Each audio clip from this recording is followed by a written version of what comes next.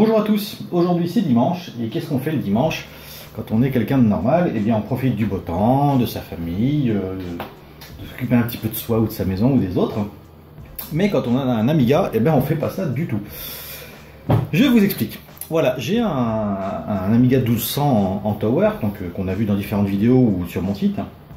Et donc je rencontre un souci avec, c'est que il ne fonctionne pas, il ne fonctionne plus avec ma carte 1260 PPC.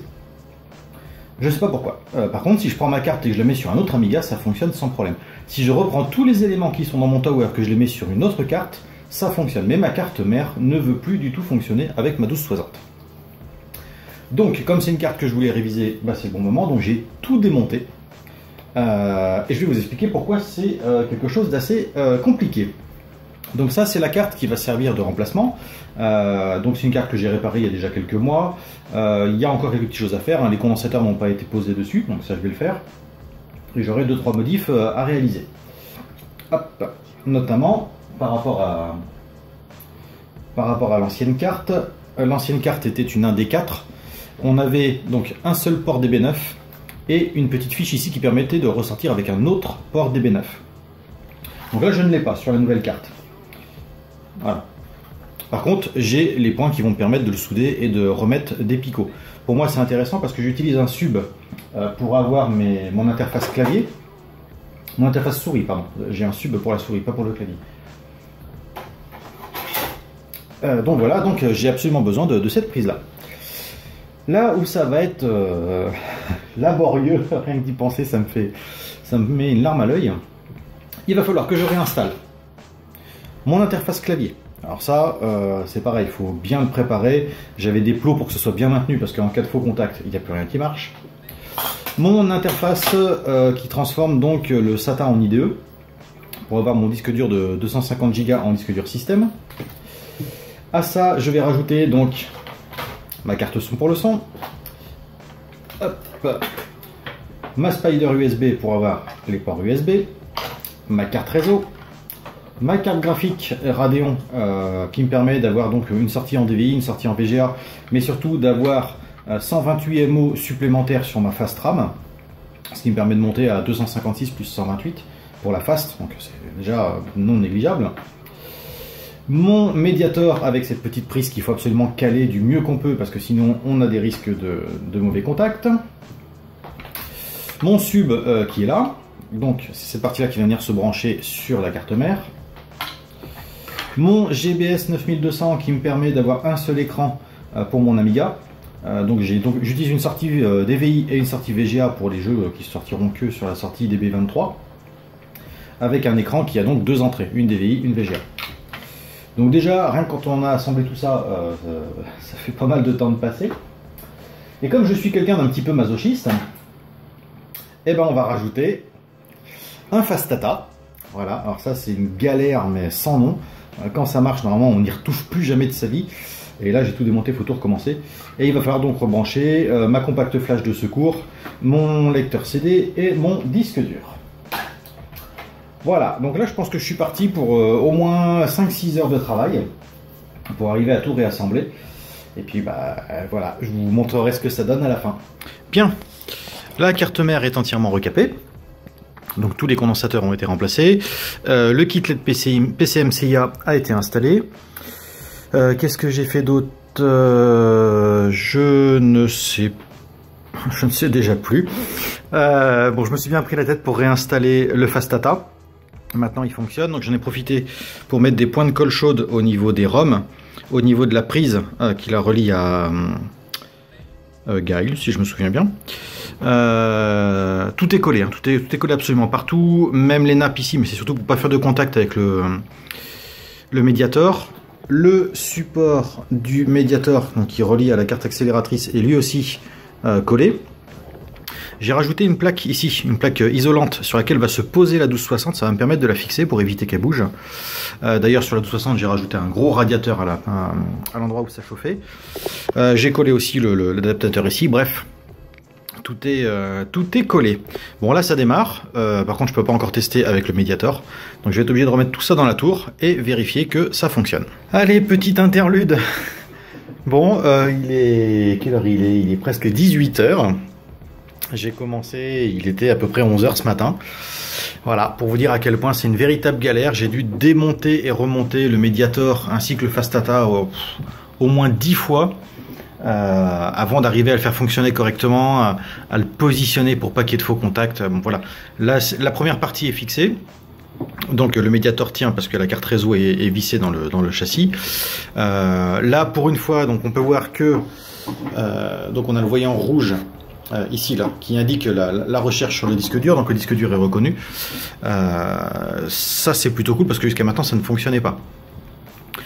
Donc je vais remonter mes éléments petit à petit. Voilà, hein, je m'amuse comme un petit fou. Et puis bon, on se retrouve une fois que j'aurai tout remonté. Étape suivante, installation de la carte graphique. Oui, j'ai du signal en DVI, donc c'est super cool. Et là, ma 060 est installée et elle est reconnue. Donc là, c'est super cool parce qu'à la base, elle n'était pas reconnue du tout. Donc avec cette nouvelle carte, visiblement, ça fonctionne. Donc là, j'ai un message d'erreur, bien évidemment, qui me dit que la Mixer Library est absente, mais évidemment, j'ai pas installé la carte son. Donc on installe la carte son et la Spider et on recommence. Et voilà, bon, rien que pour remonter la carte son et la Spider, il a fallu que je démonte, remonte encore 3-4 fois parce que en fixant les cartes, ça tord le Mediator, donc ça appuie sur la carte, donc ça appuie sur le Fastata, donc il a fallu corriger. Et voilà, ça y est, j'ai enfin mon bureau d'installer. Il me reste les passages de câbles à faire pour que ce soit un petit peu plus propre.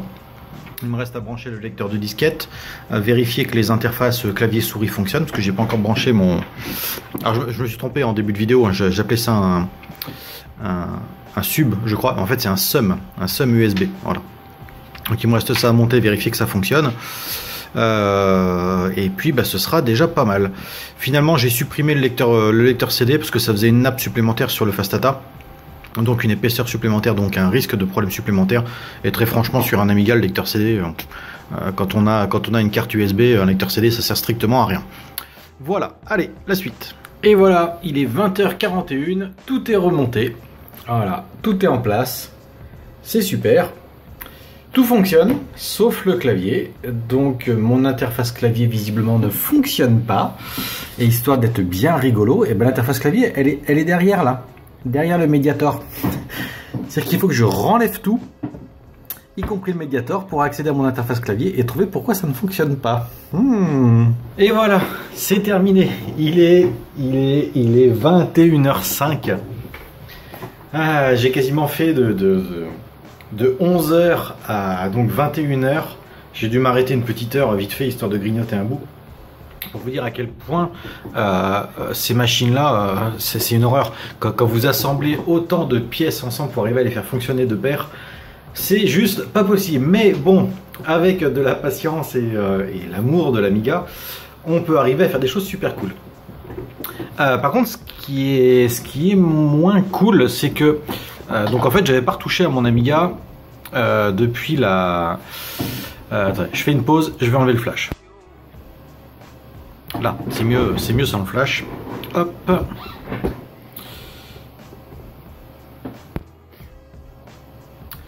Donc voilà, donc tout fonctionne correctement. J'ai récupéré mon clavier, donc du coup c'était l'interface qui s'était déclipsée durant la fixation de toutes les pièces. Donc là c'est bon, tout fonctionne. Et donc ce que je disais, c'est qu'avant que ma carte crame au niveau du PPC, j'avais une gestion de la mémoire qui était beaucoup plus intéressante. C'est-à-dire que au niveau de la mémoire graphique, alors je vais essayer de zoomer. Hop. Là, on voit qu'il y a 1,7 MO en mémoire. Mince, la mémoire. Je suis fatigué. La mémoire de base de l'Amiga, la mémoire. Bref. Et j'ai 438 MO de mémoire fast. Et du coup, normalement, ça fonctionnait pas comme ça avant. C'est-à-dire qu'en fait, j'avais toujours 2 MO de première mémoire. Parce qu'en fait, tout ce qui était graphique était géré par la carte graphique. Et je vois que c'est plus le cas maintenant. Je suis à fond de mémoire fast et elle n'est pas du tout utilisée. Ce qui est un peu gênant parce que du coup, si j'ouvre n'importe quoi, hein, tous mes fichiers, on voit que ça tire sur cette fichue mémoire dont j'ai oublié le nom.